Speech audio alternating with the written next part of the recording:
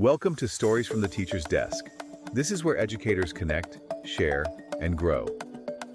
In each episode, we share inspiring stories, practical strategies, and innovative solutions to empower teachers and transform classrooms around the world.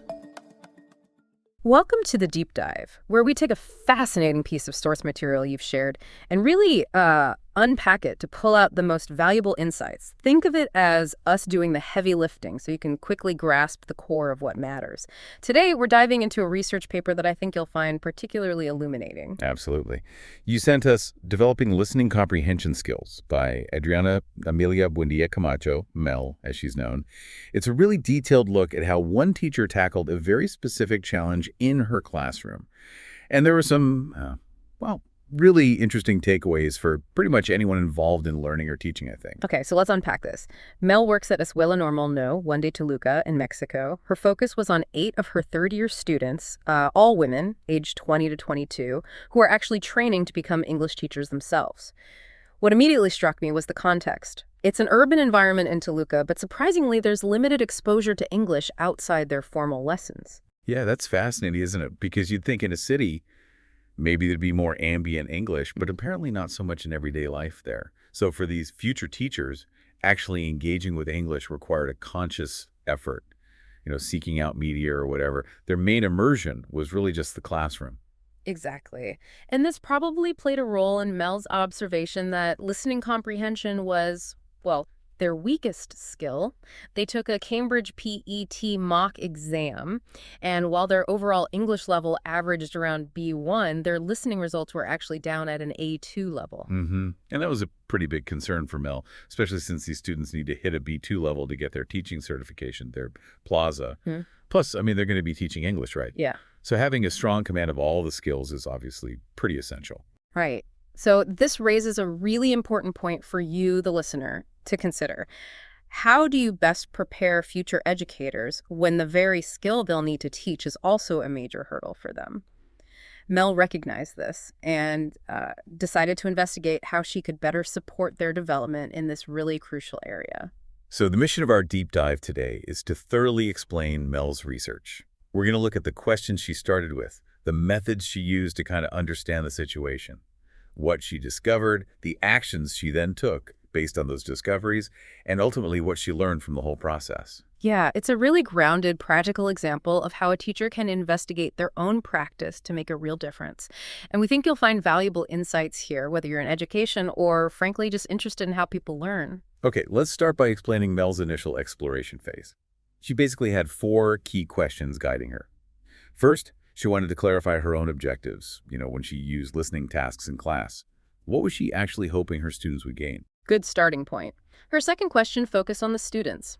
What listening strategies did they naturally use or find most helpful when trying to understand spoken English? Then third, she looked at their perception of listening exercises, specifically the kind used in certification exams, and how prepared they felt for those tasks. Were they feeling confident or maybe a bit stressed? And her fourth question looked inward, at the support she was already providing before and during listening activities. Was it effective? Could she be doing more? Or maybe doing things differently? Right. So to answer these, Mel used 3 main methods, her exploration tools, as she called them. The first was her reflection notes, basically, a teacher's journal.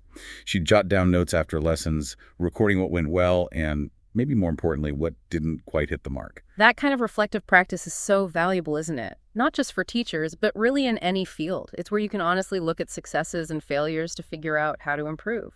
Absolutely. Her second tool was a student questionnaire. She wanted direct feedback from the learners about their own experiences and views on listening. Questionnaires are great for tapping into what students themselves think and feel, even if sometimes their answers challenge, our own assumptions as educators. And this wasn't just a surface-level questionnaire, was it? She went into quite a bit of detail. She started open-ended. How do you feel about your listening skills? And yeah, unsurprisingly, most said they felt they needed to improve. But then she drilled down into specific behaviors. Yeah. Like, did they try to stay relaxed, look for keywords, consider the context? Did they mentally translate everything back into Spanish? Did they get nervous? Or try to understand every single word, which, as we know, isn't always the best strategy. Right. It paints a really vivid picture of the different approaches students were taking. She also asked how prepared they felt for listening tasks generally, and specifically for that B2 certification exam looming ahead. You could feel the pressure there. hmm And crucially, the questionnaire explored their understanding and use of specific listening strategies. She asked about their awareness of, comfort with, and need to develop things like prediction, listening for gists, the main idea detecting signposts, those transition words, listening for specific details, and inferring meaning. That breakdown is key, isn't it? Listening isn't monolithic, it's a mix of skills. Asking about each one helped Mel pinpoint exactly where the students felt weakest. And as you mentioned, that inferring meaning part turned out to be pretty revealing. Yeah, we'll definitely come back to that. Her third tool was peer observation. She asked a colleague to observe one of her lessons using a structured protocol that Mel herself designed. Getting that external perspective can be, well, incredibly helpful. Totally. It's easy to miss things when you're in the middle of teaching. The protocol focused on key things related to the listening activities, right? Exactly. Like, how did Mel prepare the students beforehand? Did she offer tips? Was the task difficulty appropriate? What kind of task was it? And what about during the listening? Did she provide support? What did she do if students got stuck? Yeah, and also how she checked if they'd completed the task and how she gave feedback afterwards. It was really comprehensive. Okay, so after using her journal, the questionnaire, and the peer observation, what were the main findings? What did Mel learn from this initial exploration? Well, first off, she was encouraged because her own goals aligned pretty well with the student self-assessment. Most did recognize they needed to improve their listening. Even pulled some quotes, right? Like that student saying it's a skill they have more difficulties with and need a lot of activities to improve. That self-awareness is a great starting point. Definitely. It means they're likely more receptive to help. They also clearly said they felt they needed way more practice for that B2 certification, and yeah, a lot of them felt unprepared for the listening tasks they were getting. Which just underscores how important it was for Mel to address this directly in their training. That B2 isn't just a grade, it's their ticket to teaching. But probably the most significant finding, as you hinted, was about those specific strategies. They felt they most needed to develop inferring meaning, listening for gist, and detecting signposts. And the really striking part, about half the students said they weren't even familiar with the strategy of inferring meaning. That really jumped out. Yeah, that's huge. Inferring meaning, using clues in the audio plus your own background knowledge to figure out what's implied, is a vital higher-level skill, especially for B2 and beyond.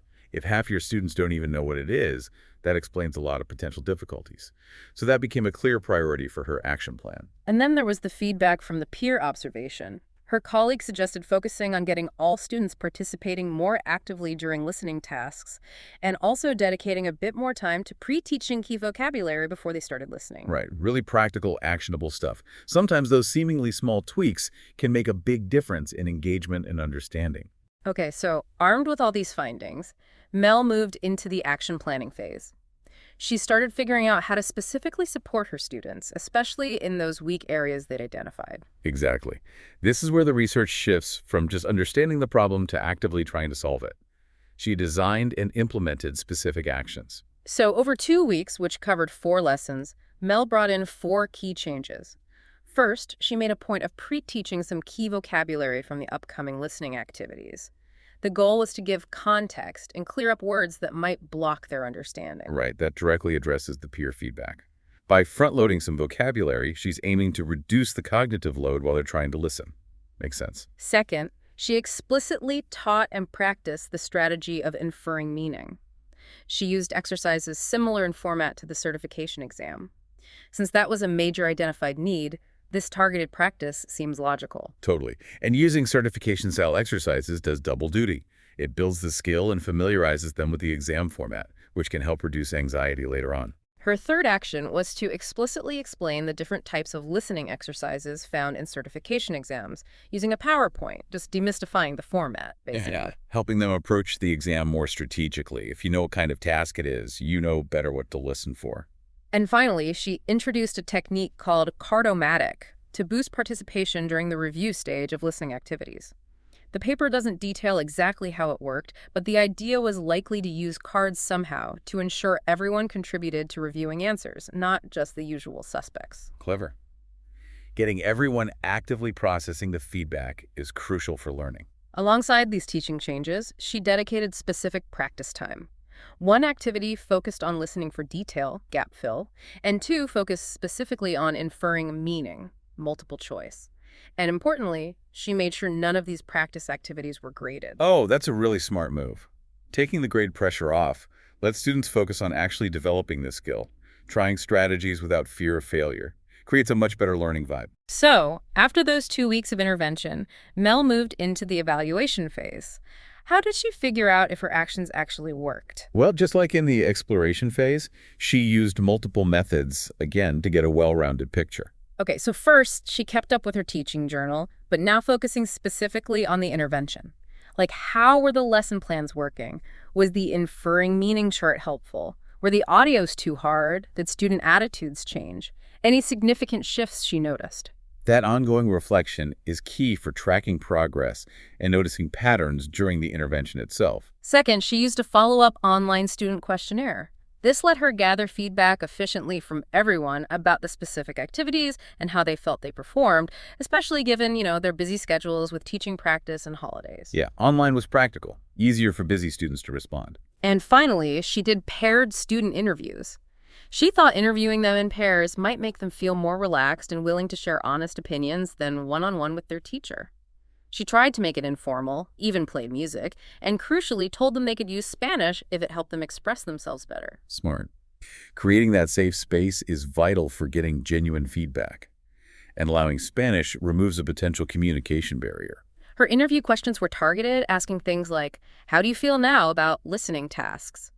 Was the inference explanation and chart helpful? Did pre-teaching vocab make a difference? What about the certification style practice, and how would you rate your listening now compared to before? Yeah, really drilling down into the impact of each part of her intervention and their perceived changes in skills and attitude. Okay, the big question. What was the impact? Let's start with pre-teaching vocabulary. Mel found this simple change had a really positive effect. It helped activate their existing knowledge and provided context, making the audio easier to grasp. But she also noticed something interesting about what kind of vocab help was needed. Oh, what was that? She realized it often wasn't about teaching totally new words. It was more about clarifying the meaning or usage of words they sort of knew, but maybe misused or confused with similar words, or where Spanish was interfering. So fine-tuning existing knowledge, not just adding new words. That's a really sharp insight. It highlights how tricky vocabulary can be, dealing with those fossilized errors or L1 interference, even with familiar-ish words. And the focused practice on inferring meaning, that also had a significant impact. Students became more aware of using their background knowledge alongside the audio clues. Most found the chart she used helpful for developing critical thinking, discriminating, organizing, ranking information. And encouragingly, after just a few sessions, about half felt they could infer more instinctively. That suggests they were really starting to internalize the strategy. Interestingly, the PowerPoint explaining exam formats, the students rated that as not so important, maybe because they felt somewhat familiar already, but Mel still felt it was valuable for focusing their attention and awareness for the actual exam. Yes, sometimes students don't immediately see the value in something that the teacher knows will be helpful down the line. Fair enough. But here's where it gets really interesting. Totally unplanned, another Cambridge PET mock exam was given right after the 2-week intervention. All 8 students took the listening part, and every single one showed improvement. Some moved from A1 to A2, others from B1 to B1 plusware. Wow. That's compelling, especially for such a short intervention. It strongly suggests her targeted actions were genuinely effective. That's the power of focused instruction right there. And even more impressively, after the winter break, 3 of those 8 students took the official APTI certification exam, and all 3 achieved the B2 level, the very level they needed. That's fantastic. A really concrete, positive outcome. It's clear validation for Mel's approach. Seeing students hit that crucial B2 benchmark really speaks volumes. So reflecting on the whole process, Mel came away with some key learnings. Her belief that listening is often the toughest skill, reinforced, and the importance of student attitudes, also key. Providing effective tools and strategies, she realized, is absolutely crucial. And her aha moment, as she put it, was seeing the huge impact of relatively small changes, like consistently pre-teaching vocabulary, how it boosted confidence, activated knowledge, improved comprehension, and even just their general attitude towards listening. It shows effective interventions don't have to be super complex. She also really understood the need to explicitly teach listening strategies. She even suggested using visual aids like graphic organizers could help build those underlying critical thinking skills even more. Right. Listening isn't passive. It's active cognitive work. Direct instruction and visual tools can really support that process. Mel also saw the need for offering a variety of strategies for different tasks and different student needs, especially with certification goals in mind. Yeah, moving away from a one-size-fits-all approach towards something more nuanced and personalized. Makes sense. And finally, she just reflected on the value and even the enjoyment of doing educational research, even as an experienced teacher, how it can really inform and improve everyday practice. Her final thought is really powerful and relevant for you listening. That continuous need for educators, or really anyone helping others, to keep revisiting their practices and striving to make a positive difference, no matter how long you've been doing it. So for you, the listener, the key takeaway from this deep dive into Mel's research is this. It's a practical, inspiring example. It shows how focused investigation, coupled with targeted actions aligned with learner needs, can lead to real, significant improvements in a complex skill like listening comprehension. Yeah, and it definitely prompts some self-reflection. Mel ends her paper asking questions relevant to all of us. If you've been working in a field for a while, could a similar focused exploration help your development and benefit others? What specific skill or area in your life or work could you revisit with this kind of fresh, investigative perspective? It really makes you think, doesn't it, how just explicitly understanding the specific challenges and learning styles within any group, students, colleagues, teams, could unlock much more effective learning, communication, and progress. Definitely something valuable to chew on. Thanks for listening. If you enjoyed this episode, share it with a friend and stay tuned for the next one.